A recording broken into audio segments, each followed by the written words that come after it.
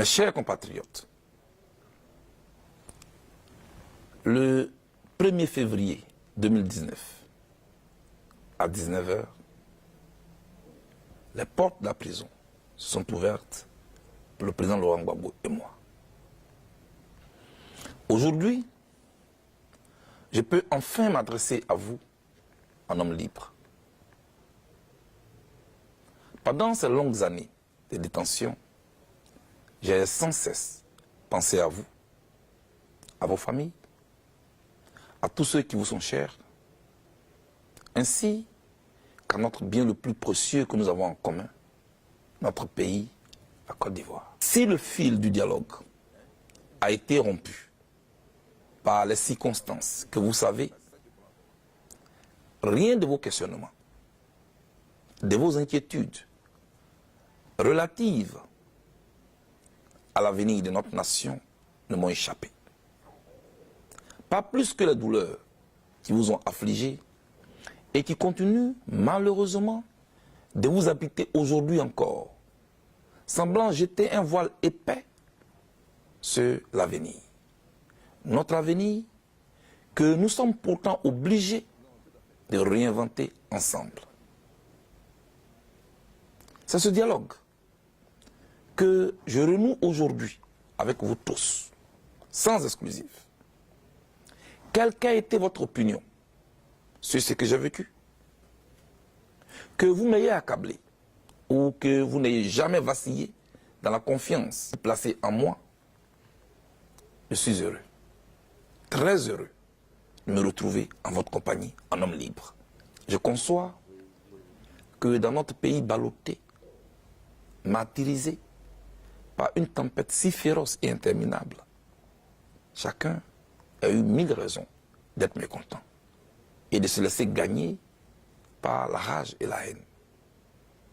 Pourtant, ici et maintenant, mon message à votre endroit est d'abord un message d'apaisement.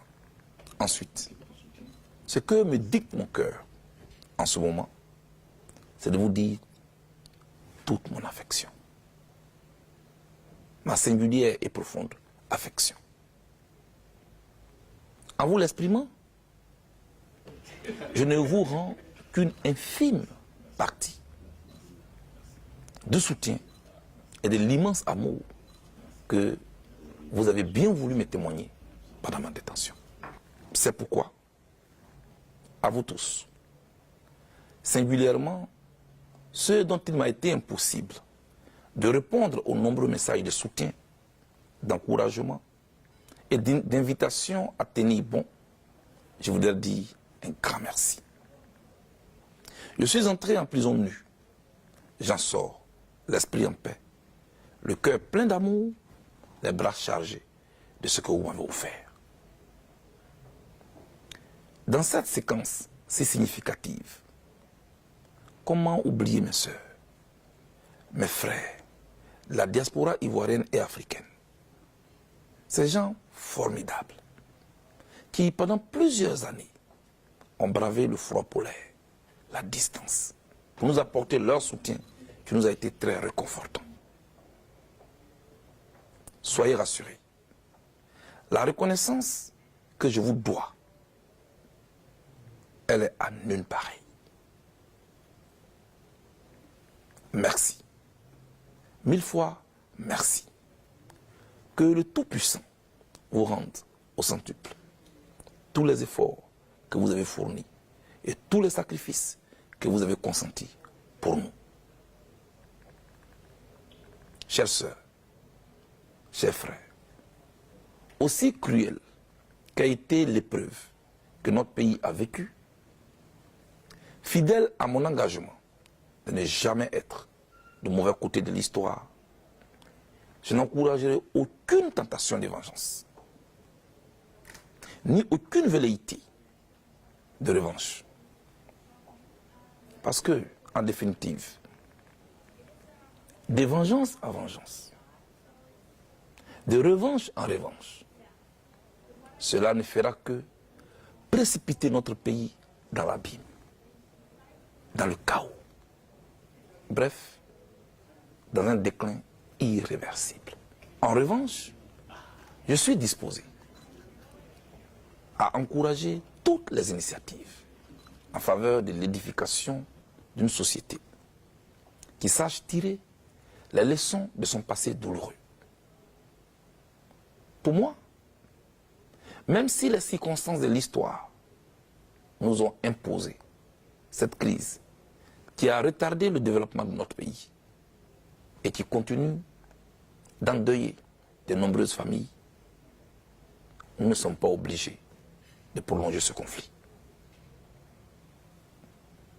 Ne nous y trompons jamais. Les sociétés qui avancent, les pays qui engrangent d'importantes victoires sur le marché concurrentiel de développement sont ceux qui savent tirer les enseignements, tous les enseignements, des événements douloureux qui jalonnent leur histoire et forgent leur communauté de destin. Chers compatriotes, mon engagement pour la paix et la réconciliation n'obéit à aucune démarche intéressée ni à aucune tactique politicienne. Il est sincère et appuyé sur des convictions fortes, ayant pour but de faire grandir notre pays. En effet, au regard de notre actualité sociopolitique, chaque jour, les murs de méfiance gagnent en épaisseur et en hauteur. Le fossé social, quant à lui, et c'est peu dire, continue de se creuser avec une obstination que rien ne semble arrêter. Et manifestement, vous semblez à nouveau habité par la peur. Cette grande hantise qui accompagne, comme d'habitude, les processus électoraux ivoiriens semble encore de retour. Est-ce une fatalité? Non, absolument pas. Une simple observation permet de comprendre que dans les pays présentant le même profil que le nôtre, où toutes les énergies sont organisées et tendues vers le développement, sont ceux dans lesquels ont été résolus les crispations, les tensions et les conflits relatifs aux fêtes démocratiques. Un exemple. Au Ghana voisin, l'organisation des élections est aujourd'hui un fait banal de la vie nationale. Chères sœurs, chers frères, chacun doit comprendre que le fonctionnement de notre démocratie naissante doit se faire autour de règles impartiales, au service de la quiétude des populations. Nous devons travailler à doter notre pays d'institutions fortes et crédibles qui puissent traverser le temps et non des institutions assujetties aux intérêts immédiats du parti au pouvoir. Est-ce si difficile, comme au Ghana, d'arriver à une normalité électorale? Certainement pas. D'autant plus que les problèmes qui empêchent nos élections d'être incontestables sont connus de tous. Ne manque que l'engagement pour les acteurs politiques ivoiriens les plus en capacité de changer les choses, d'accepter d'associer leur nom pour toujours à l'histoire de ce pays. Malheureusement,